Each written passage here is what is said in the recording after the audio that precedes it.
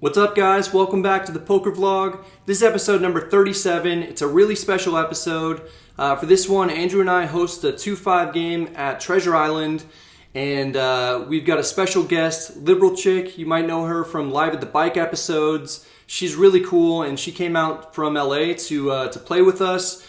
A gold bracelet winner also showed up. He's got nearly $2 million in career earnings. But before we get into it, I've got a few announcements to make. Number one is that Andrew and I have, we've started a Facebook page for the Meetup game. So if you're interested in finding out when and where the next Meetup game is going to be, or if you want to look at pictures, then click the link below in the description box, and that'll give you all of the info that you are looking for. For now, the next Meetup game is going to be September 10th, which is Sunday. We're playing the Bellagio Poker on the Strip live stream. It starts at 7 p.m. and we're playing a 5-5-10 game. If you're in the area, come play with us. If not, then watch the stream. It should be really entertaining. And the last thing I want to say is that I just came out with some poker shirts. I'm actually wearing one right now. This one says the Poker Cat. It's got a picture of Cosmo. It says Cosmo underneath. That's me. I'm the Poker Cat, and I approve the shirts. Oh, thanks, buddy. If you don't want a Cosmo shirt, I've got a few other ones. There's one that says the flop is good, and there are a few off the felt shirts, and they come in a variety of different colors. The videos and the website and everything, it all tends to be pretty time consuming, and it takes a lot of effort. It's a lot of fun, but I really appreciate if you guys are able to purchase the shirts and support the channel. So that's it for now. Let's go ahead and get into the episode.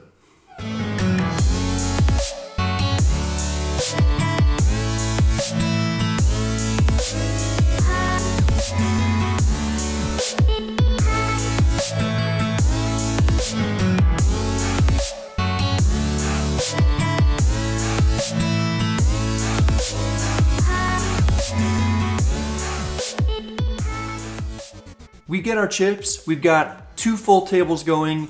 Andrew and Liberal Chick are at the other one. Back at mine, I get pocket kings under the gun and raise to 20. A player in middle position calls, everyone else folds. We're heads up, and the flop comes ace-9-5 with 2 diamonds. Not exactly the flop we were hoping for. Still, there are plenty of hands that we beat. I bet 15. Checking is also reasonable. The opponent calls. The turn is the deuce of hearts, so now there are 2 diamonds and 2 hearts on the board. I check. The player in middle position bets 65. Really seems like he wants to get a fold out of me and may just have a draw, but I don't see how I can continue in this situation since it's a disaster if he has a made hand. I let it go. 2 hands later, I pick up pocket aces in the small blind. The cutoff raises to 20 with a somewhat short stack. I 3-bet to 60, it's on the small side, but since the opponent isn't playing that deep, it seems fine. I'm certainly looking to get some action with this hand. The big blind now 4-bets to 170, the cutoff folds, it's back on me. I could flat and give the big blind an opportunity to bet the flop. He has a large percentage of his stack invested already though, so I 5-bet to 400, thinking there's a good chance he'll have queens or kings, and we'll get it in pre-flop. After tanking for quite some time, the big blind folds pocket tens face up. Not sure that 4-betting with his hand was the best option, but he did at least make a good laydown. In addition to winning a decent pot, shots arrive, and as you can see, there is no shortage of drinks in front of me.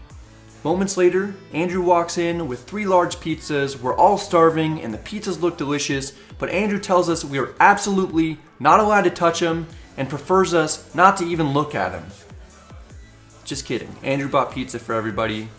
What a guy. At this point, it's halfway through the session, and I rack up my chips. I was card dead for a while, so I'm only up a small amount when I switch tables with Andrew. I set my chips down next to Liberal Chick, and I'm surprised to see gold bracelet winner Dario Minieri is sitting to her right.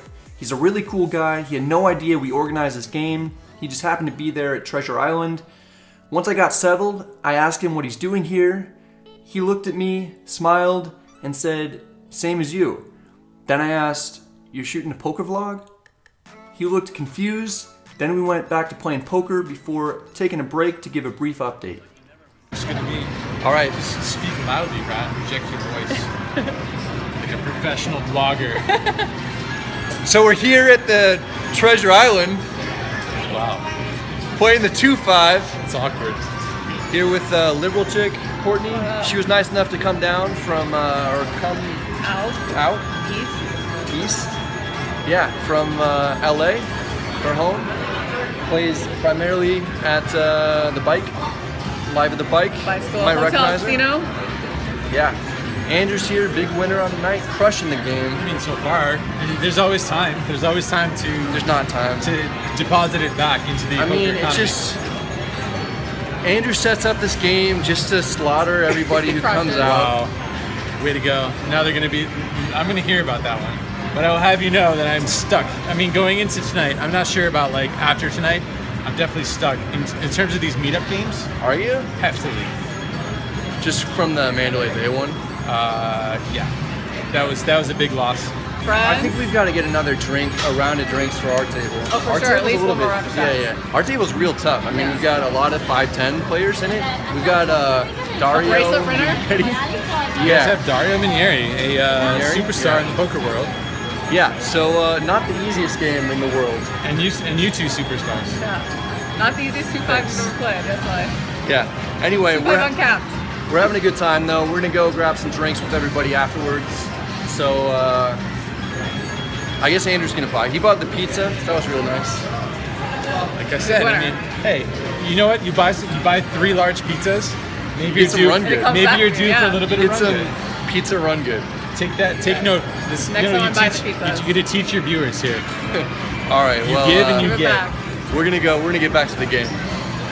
See you guys. Look at these messages. We're spreading goodwill. Spreading goodwill. I'm hoping that some goodwill has spread to the King 10 of Hearts that we get here in the big blind. A player in middle position opens the 20. We call. We're heads up. The flop comes 9-8-5 with 2 clubs. I check, and the pre-flop raiser checks back. The turn is the 10 of diamonds, so we've got top pair, second best kicker. I check. The opponent bets 25. Not gonna fold now. I call. The river is the queen of clubs. I check one last time. The opponent checks back. I flip over our hand, and it's no good. We're up against ace-10 offsuit. Now I've got king-jack suited on the button. The hijack opens to 15. Courtney calls in the cutoff. This is a good spot to squeeze, and I've got a good hand to do it with. The hijack will have a wide range when it's folded to him. Courtney didn't 3-bet herself, so probably won't have a hand she'll want to call a 3-bet with and play from out of position against me. I raised to 65. Both players fold. We take it down.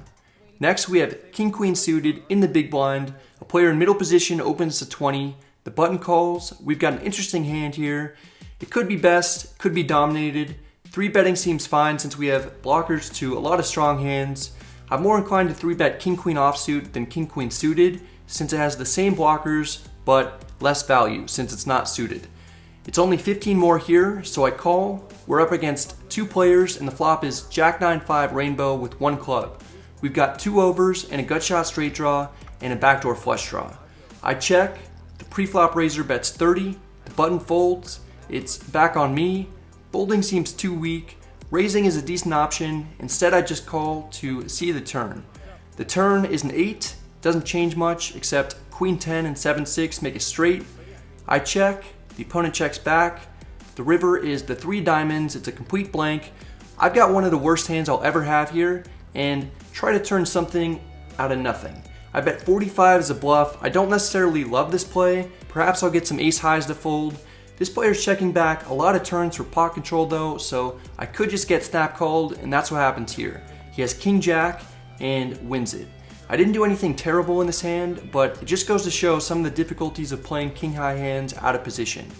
After losing that hand, I think it's about time we have another shot. The game is tough, but we have a great group of people to hang out with and drink with. Here it becomes clear Courtney is not necessarily a giant fan of tequila. Like a champion, she takes it down and chases it with some beer. That shot, must have hit me pretty hard because I looked down at Jack 4 diamonds in the big blind, and for some reason, I think it's a hand that is worth calling a raise with. The good news is that if you ever get to showdown with a 4 in your hand, you can always pretend you thought it was an ace.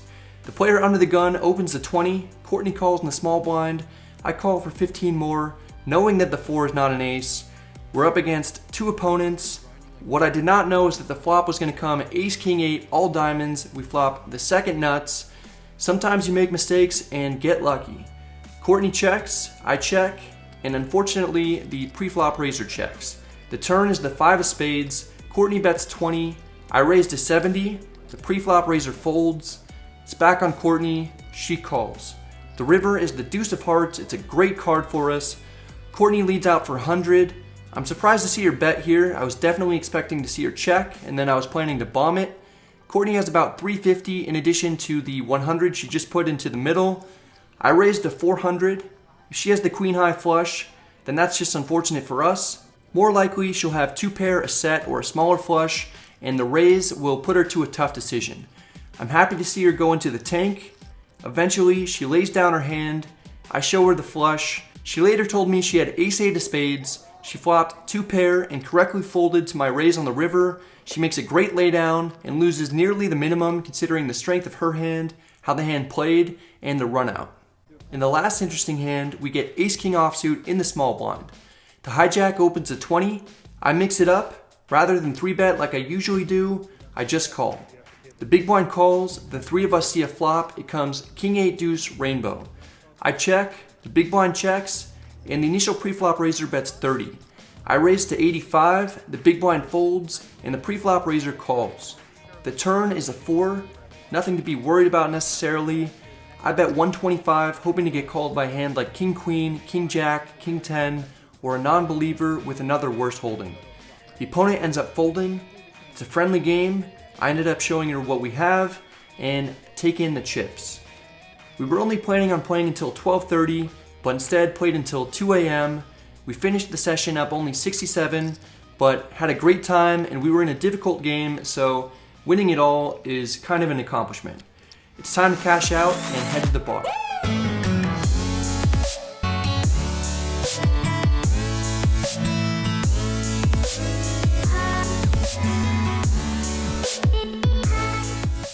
We ended up staying and hanging out with everybody until 5 in the morning. It was another great night of playing, drinking, and joking around with some of our viewers. That's it for the episode. I hope you guys enjoyed it. If you did, please hit the like and subscribe buttons. If you have any questions or comments, let me know in the comments section. Thanks a lot to Treasure Island for allowing us to host the game there. Thanks a lot to Courtney and everybody else who came out. I had a great time. I hope you guys all did too. If you're interested in watching the next Meetup game, then it's going to be live streamed on Twitch at 7 p.m. on Sunday evening. So that's September 10th. Search Poker on the Strip. That's Bellagio's channel. And you'll see kind of firsthand how these Meetup games go. It's going to be a 5-5-10 game. If you happen to be in Vegas, then come out and play with us. If you're not able to get in the game, then we'll be around for a few hours afterwards having drinks with everybody. The t-shirts are out. There's a link down below in the description box for that.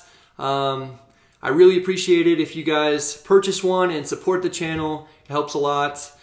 So thank you very much. Hope you guys are all doing well, and good luck at the tables.